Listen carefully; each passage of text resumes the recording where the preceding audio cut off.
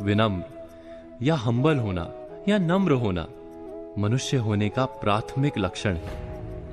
लेकिन कभी कभी लोग विनम्रता को दब्बूपन या कायरता मानने लगते हैं, और जो विनम्र होता है उसका उपहास उड़ाने की होड़ सी शुरू हो जाती है। हम अक्सर ऐसा कर बैठते हैं। जो दबंग या ढीठ होते हैं उनसे दबने लगते हैं, और जो नम्र और सरल होते हैं उनको दबाने लगते हैं। जबकि हमें विनम्रता का मान रखना चाहिए।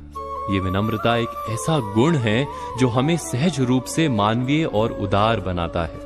यदि हम विनम्र नहीं होंगे तो निश्चित रूप से उदंड या ढीठ होंगे। विनम्रता हमें अहिंसक बनाती है। वो सिखाती है कि हम समाज में किस प्रकार सबके लिए उदारता और सहिष्णुता यानी कि टॉलरेंस का रास्ता खोलें। विनम्रता से एक और लाभ होता है। अक्सर लोग विनम्र को अपना शत्रु नहीं बल्कि एक प्रकार से अस्तित्व ना रखने वाले व्यक्ति के रूप में भी देखते हैं। यह अपना नजरिया होता है। तो कुछ लोग विनम्र व्यक्ति को भीरू अथवा कायर मानने लगते हैं, जबकि विनम्रता के लिए अक्रोध यानी क्रोधहीन होना आवश्यक है। जो क्रोधी होगा वो कभी भी विनम्र नहीं हो सकता, और क्रोधहीन होते ही कोई भी व्यक्ति सैकड़ों दुर्गुणों पर एक साथ विजय पा लेता है। इसीलिए यदि जीवन को सही दिशा में ले जाना है तो अपने भीतर विनम्रता को स्थापित करना चाहिए, क्योंकि अविनयी या विनम्र व्यक्ति अंत में विपत्ति से घिर जाता है। विश्वविख्यात कवि रविंद्रनाथ टैगोर ने कहा है कि विनम्रता एक आध्यात्मिक शक्ति है। उन्होंने विनम्रता के महत्व को रेखांकित करते हुए कहा कि सच्ची नम्रता सात्विकता के तेज से उज्जवल होती है। वो किसी को दूर नहीं करती, वो आत्म त्याग करती है और दूसरों को अपनाती है। हम प्रयत्न करके विनम्रता के महत्व को समझ लें और उसको अपनाएं तो हमारी अधिकांश समस्याएं अपने आप समाप्त हो सकती हैं। एक बार इस विनम्रता के मंत्र को आजमाइएगा अवश्य, आपको अच्छा लगेगा। हम बात करेंगे आडंबर या दिखावे की, जो हमारे जीवन में बिन बुलाए ही आ जाता है। जैसे मान लीजिए कि हमारा पड़ोसी लाखों रुपए महीने कमाता है। वो अक्सर नए नए ढंग के फोन और महंगी गाड़ियां लेकर आता है। हम उसके बराबर की आमदनी नहीं करते, लेकिन हमारे मन में उसे ये दिखाने की लालसा जागती है कि हम तुमसे कम नहीं हैं। हम उसकी तरह की घड़ियां और फोन खरीदने निकल पड़ते हैं। हम कभी नहीं सोचते कि जाने अनजाने हमें दिखावे या आडंबर की महाघातक बीमारी ने चपेट में ले लिया है। क्या आपने कभी इस दिखावे के बारे में सोचा है? यह दिखावा और कुछ नहीं, एक मानसिक बीमारी है। हमने अक्सर समझदार लोगों को इसके फंदे में पड़ते पाया है। यह और कुछ नहीं करती, बस इतना ही करती है कि आपसे विवेचना और समझ की शक्ति छीन लेती है और एक ऐसी अंधी दौड़ में कूद जाने के लिए तैयार कर देती है जिसका कोई सार्थक अंत नहीं दिखता। मैं एक उदाहरण देता हूं। आपकी आमदनी लगभग 1 लाख रुपए महीने है, लेकिन आपके एक पड़ोसी की आमदनी 5 लाख रुपए महीने है, और आपका पड़ोसी हर महीने लाख रुपए का दिखावटी सामान खरीदता है, हर हफ्ते महंगे होटलों में खाना खाता है। आप बिना विचार किए देखा देखी या आडंबर के जाल में आकर अपने पड़ोसी की राह चल निकलते हैं।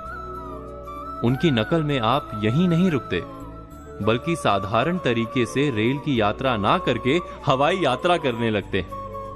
आप अपनी आमदनी और अपने खर्च के अनुपात को भूलकर केवल पड़ोसी के खर्च की प्रतियोगिता पर उतर आते हैं और आडंबर को ध्यान में रखते हैं।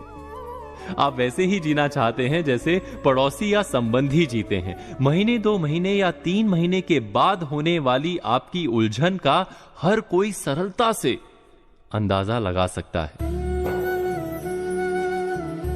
ऐसा नहीं कि आप दिखावे की इस जंजाल से बच नहीं सकते, बस पड़ोसी या संबंधी क्या खरीद रहे हैं इस पर ध्यान देने के स्थान पर आप इस पर ध्यान दें कि उनकी खरीद के पीछे कितना उनका धन बल है और कितना आडंबर। एक बार अगर आपने सरल गणित को समझ लिया तो जीवन में आप कभी भी किसी तरह के आडंबर के खेल में नहीं फंसेंगे। अक्सर लोग ये कहते हैं कि ये काम मुझसे नहीं होगा, मैं ये नहीं सीख पाऊंगा, ये मेरे सीखने की उम्र नहीं है। वो नया कुछ भी सीखने से पूरी तरह बचने लगते हैं।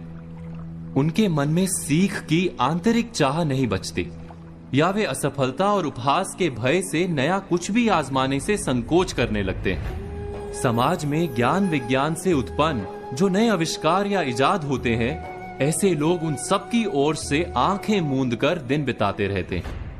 ऐसे लोग अक्सर समाज से पीछे छूट जाते हैं। सीखना पूरी तरह मन की उस इच्छा पर निर्भर करता है जिसमें हम अपने को कितना परिपूर्ण या भरा हुआ बनाना चाहते हैं। ये एक तरह से अपने को आत्मनिर्भर बनाने की संकल्प शक्ति का परिचायक होता है। दुनिया हर पल बदल रही है, हर पल कुछ ना कुछ नया बन रहा है।